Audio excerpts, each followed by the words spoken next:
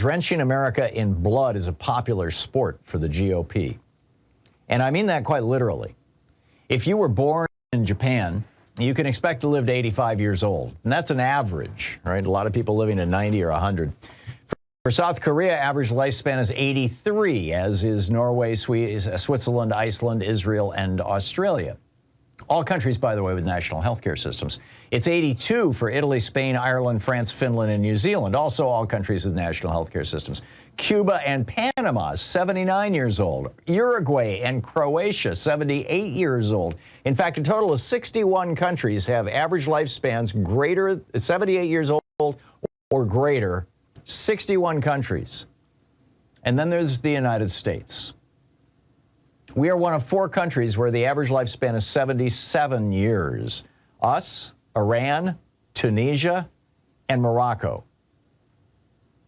And it's entirely because of Republican policies. That's the conclusion of a new study that was published just day before yesterday in PLOS One, one of the world's leading publications of peer-reviewed science across a wide variety of fields.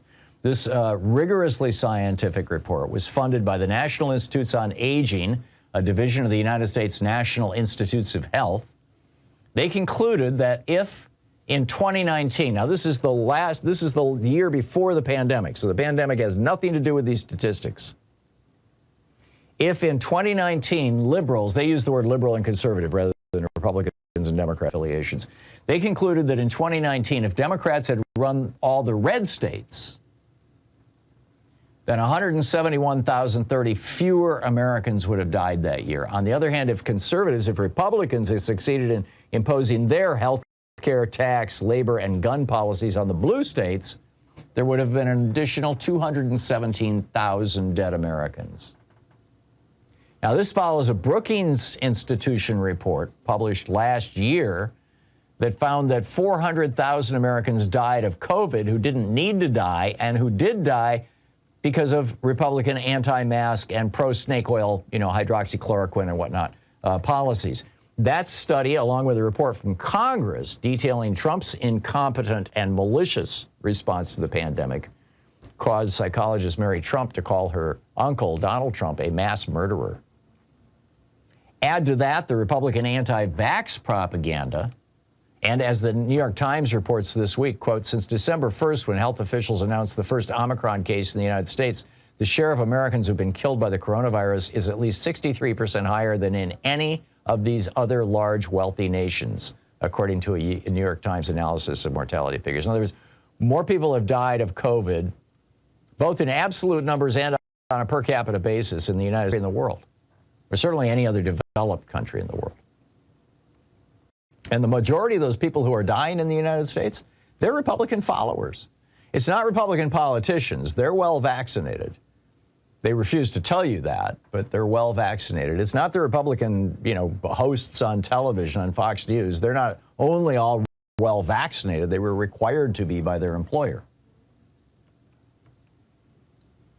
But it is the followers, the people who are listening to these folks, the people who are watching them on television, the people who are believing their lies.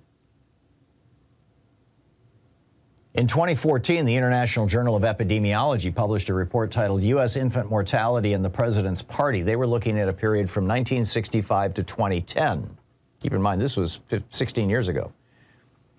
From 1965 to 2010, they concluded, quote, across all 9 presidential administrations, infant mortality rates were below trend when the president was a Democrat and above trend when the president was a Republican. Republican administrations were characterized by infant mortality rates that were on average 3% higher than Democratic administrations.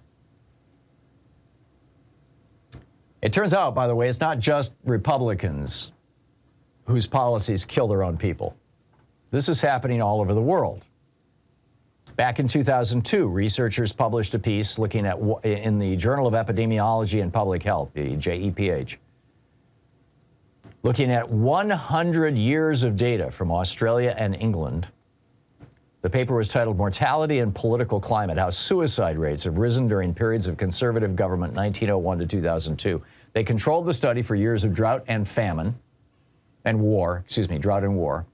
And they concluded that more people kill themselves when conservatives are in power in both countries, Australia and the UK, even at different times than when liberals control the government. In fact, the subtitle of a JEPH editorial about that study said, "Do conservative governments make people want to die?" The answer is apparently yes, noting an excess of around 17% among the 238,000 suicides that happened during the years of conservative rule. The final sentence of that editorial says, quote, "Roughly 35,000 of these people would not have died had these conservative governments not been in government. This is one suicide for every day of the century, or more appropriately, 2 for every day that the conservatives ruled." This is like, drenching the country in blood is the number one popular support, it appears, for Republicans. I mean, the united Republican opposition in negotiating drug prices is why here in the United States we're paying $38,000 for an anti-cancer shot that costs $260 in the United Kingdom. 13 red states still refuse to offer Medicaid to their low-income workers, even though the federal government will pick up 90% of the cost. But while you can't get health care in red states, you sure can get weapons of war. With 120 guns for every 100 citizens, these deadly weapons, whose sole purpose is to kill humans, have become the leading cause of death for American children, something that is not true of any other country in the world. By the end of this year, fully half of American states will have abandoned all gun regulations, allowing permitless carry, further increasing the carnage.